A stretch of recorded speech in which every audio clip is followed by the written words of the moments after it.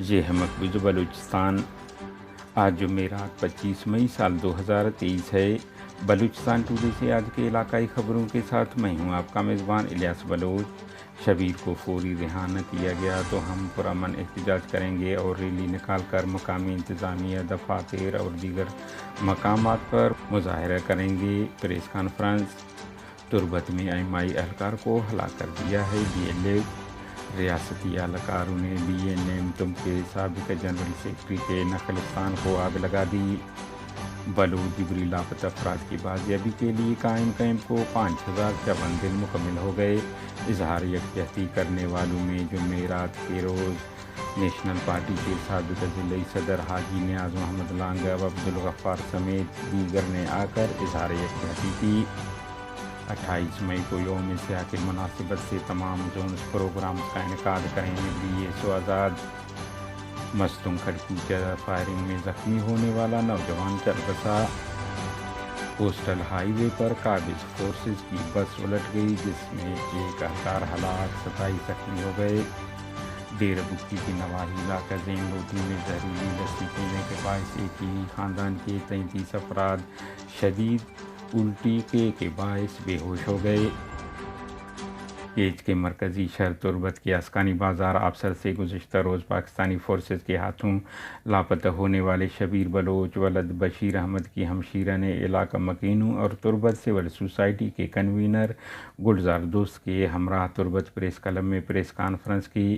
اس موقع پر لواحقین نے تفصیلات بتاتے ہوئے کہا کہ گزشتہ شب 2 بجے فورسز نے ان کے گھر کا گھیراؤ کیا۔ خواتین اور بچوں پر تشدد کے بعد شبیر کو زبردستی اپنے ساتھ لے گئے۔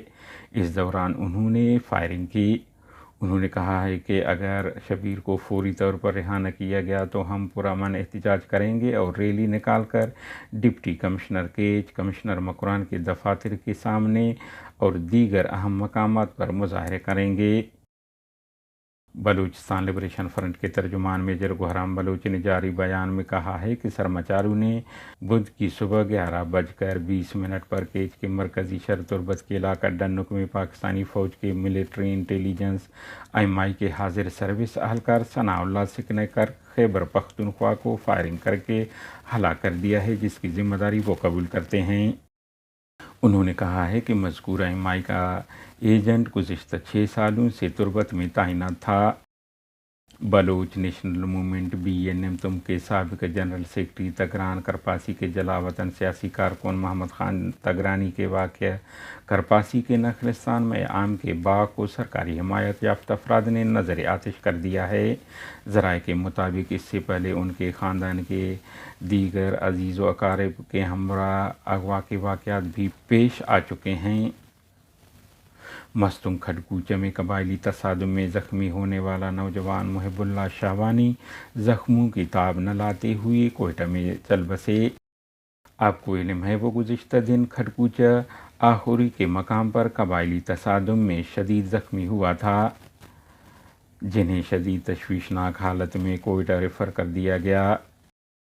دریں اثنا کوسٹل ہائی وے پر قابض پاکستانی فورسز کی بس الٹ گئی ہے جس کے نتیجے میں ایک اہلکار ہلاک جبکہ 27 شدید زخمی ہوئے ہیں۔